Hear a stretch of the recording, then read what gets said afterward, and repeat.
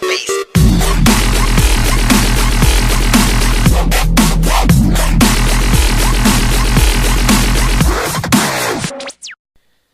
Hey everybody, I'm Adam Clare87 and I am back making videos. It's been a while. I'm not going to say why, just it has been a while. It's good to be making videos again, and what I wanted to show you is a little interim and something that I'm doing whilst filming the last episodes of Knee Deep in Z-Doom anyway, is another one of the processes I'm going through. This is actually a bit of a tutorial on using GZ Doom Builder. What I wanted to show you is how I make these rocky outcrops, really. It's something that confused me at first, so I thought I'd make a full tutorial of how I do it, because a lot of the videos I've seen are a bit vague, they don't go into the complete detail of how to do them, and it's just something really I want to show you how I've been doing it. Now I'm trying not to spoil what I've been doing in that area, because I have been working in Knee Deep in the Dead again. So basically, first thing you want to do, you want to get a rough outline. What I'm going to do here is this area here. Now we all remember this is where the armour is, and you've all seen this probably from playing Doom 1. I'm going to make a two-tiered rocky outcrop here with some mountains in the background and just make it look a bit more breathtaking and pretty and, well, what computers these days are capable of doing. So what I've done is, my first layer, I've put an outline. Nice square, nice and quick, easy to work with. What you want to do is you want to make sure your line depths here are all pointing inwards. You can do that by just highlighting it and pressing the F key. And you can tell it's pointing inwards because you get this little nub, and that'll be pointing towards the middle. I'm then going to select all my outlines, right click, and I want to give them action 181, which is plane aligned slope. This is how you get your slopes in GZ Doom. I'm then going to put the floor to front because the floor is facing frontwards. And what you'll end up with is that to start with. That's fine. That just means our plane's working. I can move it up, I can move it down. Yeah, whatever I want with it. It's working. What we're then going to do now is we're going to split it up into squares. And you can do as many squares as you want. I'm just going to rattle off some rough ones. You don't have to be precise. Just need to chop it up.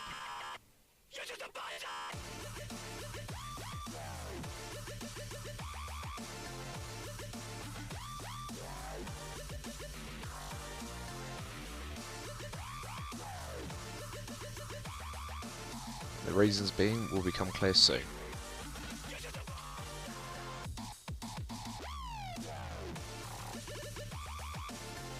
The more squares you put, the finer detail you're going to get at the end. However, even rough like this looks quite good.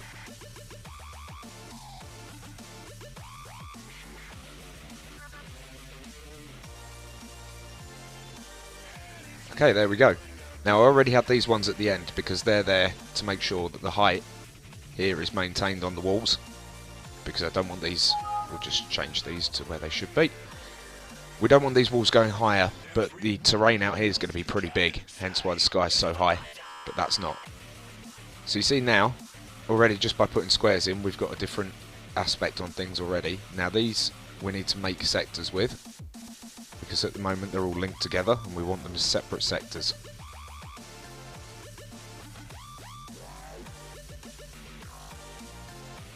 And there we go. We're starting to get smooth slope going on. The next thing you need to do then is now split your squares up into, well, into halves using triangles. So we're going to go from the corner of one square out to the opposite corner. We're just going to do that all the way along so we get this nice A and V pattern going on.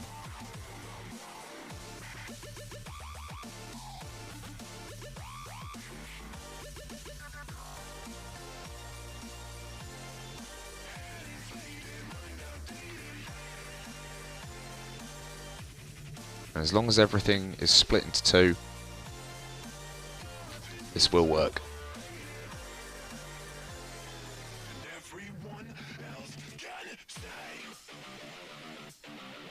And there we go.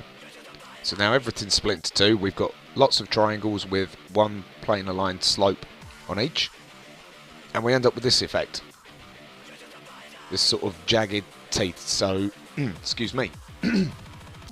So what we need to do now, go through and just bring up all of the bottom edges, because at the moment they're aligned with the level behind it.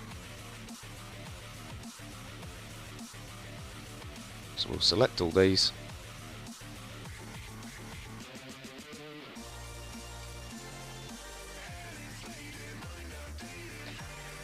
And bring them up to level. Now, what we've got here then is just a nice straight slope going along. Okay, and you're thinking, well, why can't you do that with one straight edge? Now the problem comes when you try to do this at all different angles. If you try and do it at all different angles, I'll give you a quick demonstration here of just a simple slope. Let's do that, and let's give it something to slope up to.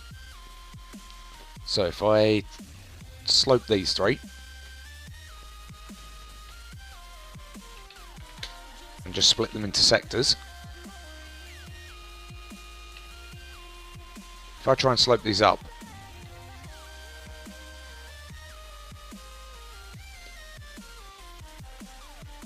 whoops, let's try putting them the right way round. You'll see they fragment and they don't really match up. Great if you want that effect, but that's not what we're looking for. We're looking for a nice smooth and sort of together slope, really. We don't want these jagged edges on them. So by putting the triangles, we actually stop this from happening. So if I now start moving vertices around, I can create the effect I want.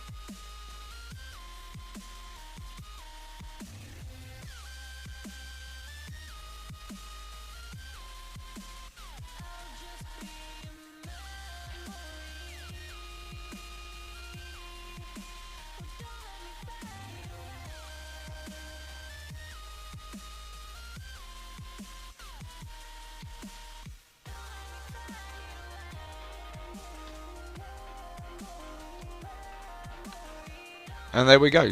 Nice smooth slope in parts, going all the way round. Looks very natural, looks very good. And what I can do now is, if I want to, I can bring it up and turn it into a proper cliff face. Bring it in and just, yeah, generally make it look natural. Just lift that up. Obviously you don't want to go too far with it, because you end up with texture shearing and stretching, and that looks a bit horrible, to be honest. But once I get these all selected,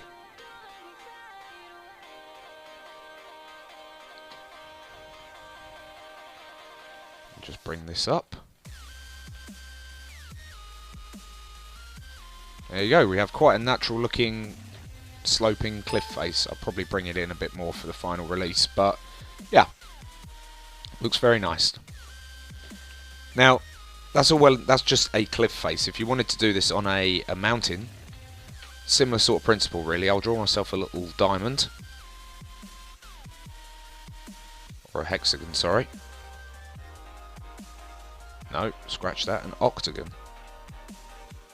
Okay, and I've added a vertices where I don't want it, and I'll just flip all these line defs so they're pointing inwards. I'm going to copy that, and I'm going to make a smaller one.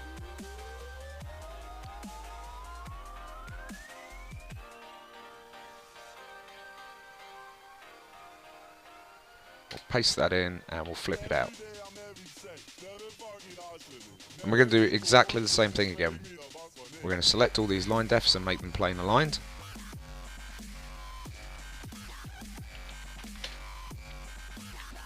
And we're going to do the same thing again. We're going to make our squares. Like I say, they don't need to be perfect.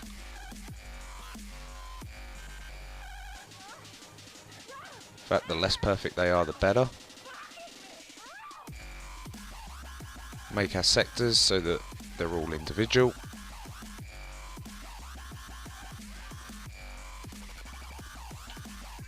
And then triangle them.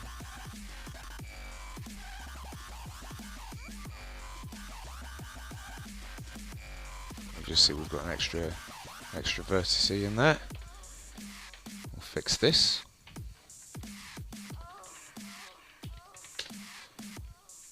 And then we're going to drag it out to the shape we want. In this case, we're going to do some form of mountainy hill thing.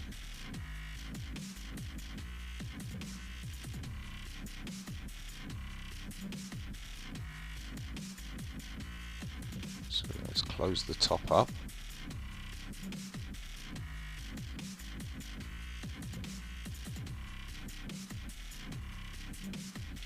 And then we'll spread the bottom out a bit, make it a bit jagged.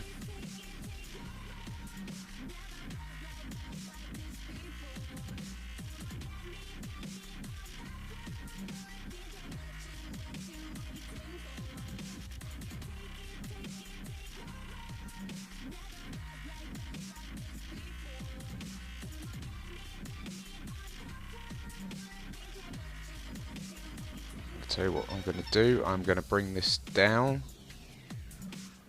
to about here, and if we go into 3D mode, let's find our mountain. There it is. If we drag the top up,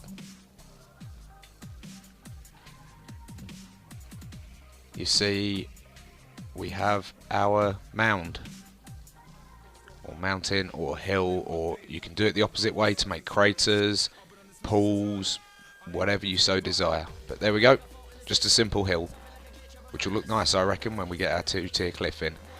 So there you have it, guys, just a quick video from me to show you another one of my processes, and actually a bit of a tutorial this time for you. Hope you've enjoyed watching. As always, give me a like, a comment, rate and subscribe, and I'll see you in the next video. Ta-ra.